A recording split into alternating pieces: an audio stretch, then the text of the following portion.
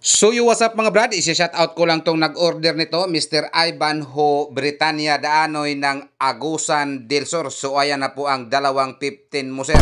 By the way mga brad, baka maisip po sa iba or baka maisip po ninyo na ito kay Mr. Ivan Ho at kay Mr. Dodge Bilicario, magkapareho lang po tapos pinaulit-ulit po namin sa pag-post. Dahil magkapareho po sila ng kulay, magkapareho din ang laman at magkapareho din ang sukat.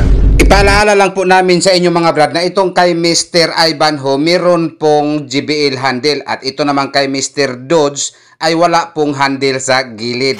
At ipaalam din namin sa inyo na ito si Mr. Dodge Bilicario, siya po ay taga Eastern Samar at ito naman si Ivan Ho, siya po ay taga Agusan del Sur. So shout out po sa inyong dalawa, Mr. Ivan Ho ng Agusan del Sur at sa iyo Mr. Dodge Bilicario ng Eastern Samar. Magkapareho po kayo ng order, magkapareho ang kulay, magkapareho din ang laman.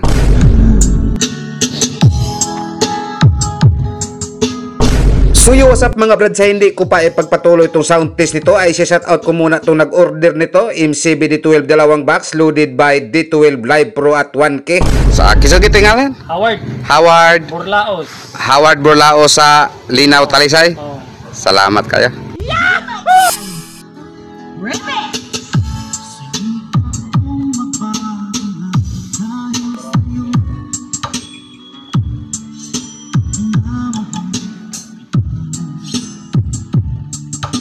Wow, fuerte.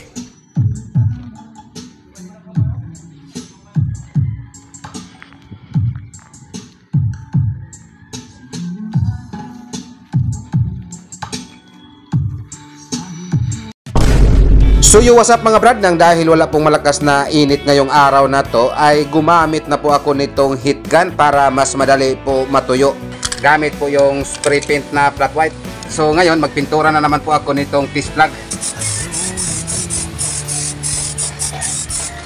Kapag fluorescent kulay po ang gusto sa aming customer, so idodoble po namin sa pag-primer para lumitaw po ang kaniyang kulay.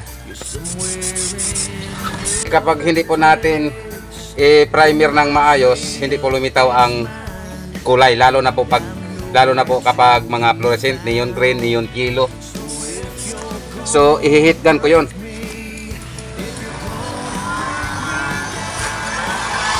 Dahil ang mga materyales na ginagamit nito ay mag-react po to kapag matamaan sa acrylic. So bali matagal po siya matuyo. Kailangang matuyo po to masyado kapag mag-final pintura na po kami. So what's up mga brad, update ko lang itong nag-order nito, Mr. Jimmy Danyo ng Eastern Samar. So ayan na po ang apat na MCB D18 mo sir, ready for pick up na po to.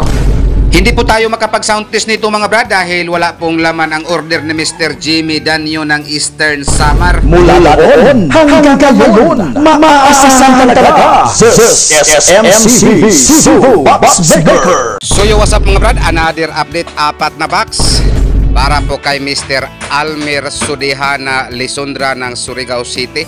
So ayan na po ang MCB D18 mo sir, apat na box. Tapos na po naikabit yung speaker. Yan, loaded by sub 18.4. Ayan, bilangin po natin, 1, 2, 3, 4 yung sa kabila. Baka maisip po sa iba, yung nauna kong post ay ito lang po ang pinaulit-ulit ko sa pag-post. Hindi po to siya ang pinopost ko nung una dahil iba po ang may-ari nito. Sa nauna kong post, yan po ay para kay Mr. Jimmy Danyo ng Eastern Samar. So yan, nakabalot na po ng plastic. So yan, papakita po natin dahil magkapareho lang po sila ng sukat at magkapareha din ng kulay. So yan, ito po ang para kay Mr. Almer Sudihana Lisundra ng Surigao City. At itong nakabalot, yan po ay para kay Mr. Jimmy Danyo ng Eastern Samar. So what's up mga brad, shout out ko lang tong nag-order nito, Mr. Fulgencio Anusa ng Lapu-Lapu City ng Cebu. So ayan, MCB D12 dalawang box. So hindi po tayo makapag-sound test nito mga brad dahil wala po tong laman ang order ni Mr. Fulgencio Anusa.